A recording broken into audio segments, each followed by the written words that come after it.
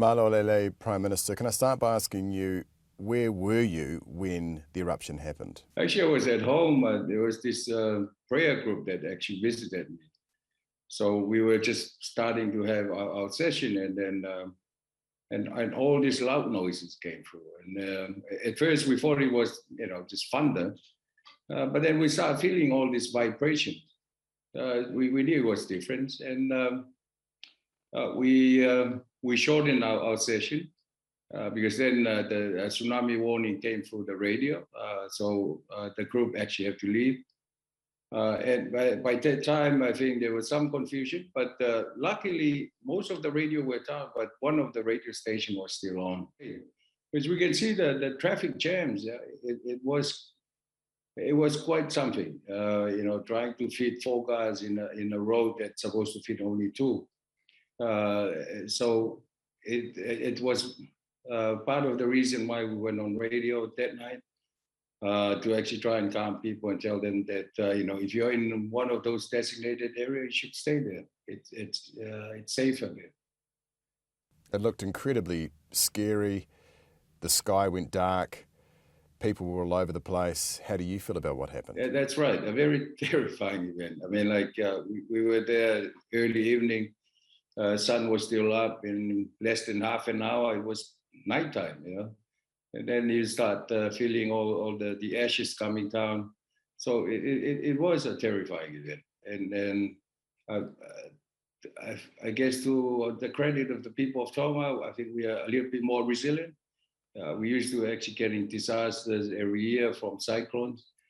So they're taking it really well. But at the same time, I do believe that they need some help in terms of not just the fact they've lost a lot of their properties, but also just getting over this terrifying event that even now I think some people are still trying to accept that it actually happened. How are you feeling at the moment about what's happened in the kingdom? Well, it has been a challenging few days. Of course, tiring, but at the same time satisfying in the fact that we actually making a difference, especially after that terrifying events of last week.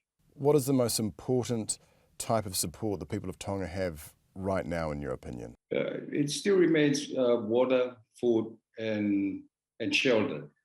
Like Mango, all the homes down there were destroyed. We tried evacuating them over to Nomuka, but the burden on the services down there, because the hospital and the police station were knocked off in Nomuka. So we have to build a temporary police stations and health center down there. And having all those people from Mango relocated over to Nomuka was a burden that we soon found out that it might be a bit too much for what we set up in Nomuka. So we actually have to decide to evacuate them over to Tongatapu, where we have facilities where we can provide the necessary support for those people from Mango. Similarly for Atata, we have to evacuate all the people in Atata, and so is some of the smaller islands. So it was basically depends on the facilities on the ground and where we wanna put our resources in. But as I said earlier on, it's still water, food, and shelter. And we managed to do that in the first couple of days to drop off water, food, and some tent to provide some shelter for these communities. So is it possible some residents will never return to the outer islands? I believe it's still early. I think a lot of them are still rattled by what happened.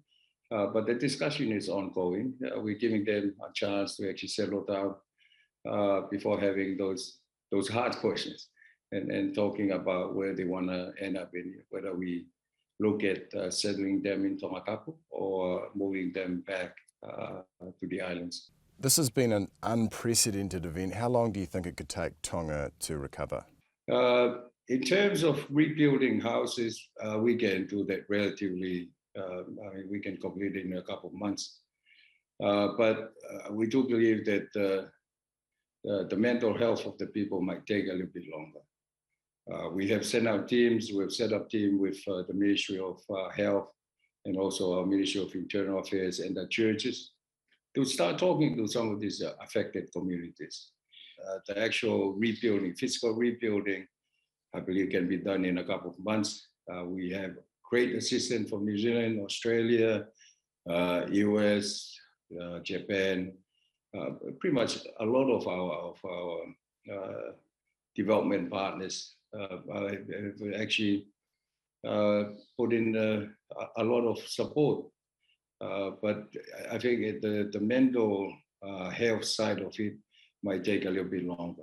Communication has been an ongoing issue. Is there any update that you're aware of in terms of when the undersea internet cable will be repaired? Yeah, both our international and domestic cable both cut. I mean, that happened straight after the eruptions.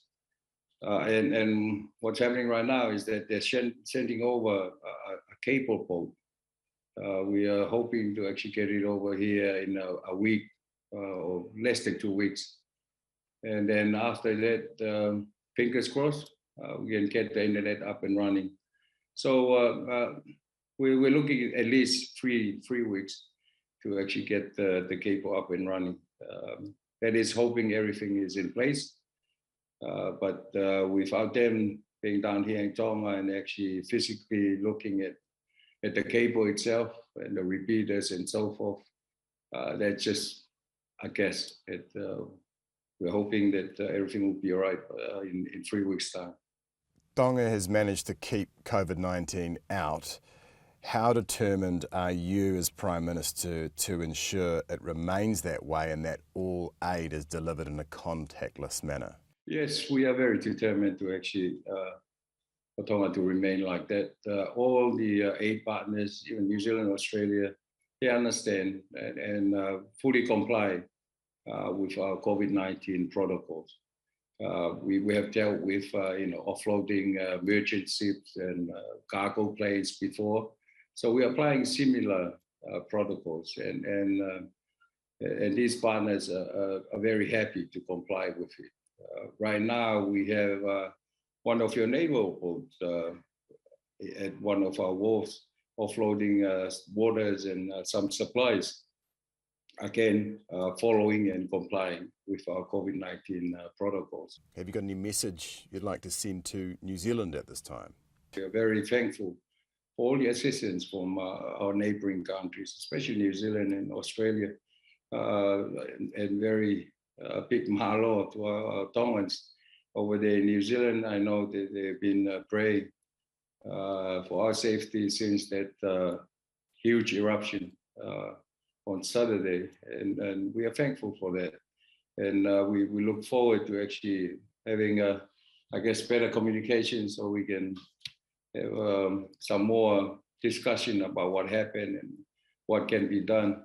But in response to what our Tongan people and some other countries are actually doing, the government have actually approved that duty and tax will be exempted from all those good items that they'll be donating and sending over to Tonga. So there's nothing else but to actually say malo pito and thank you for all the assistance.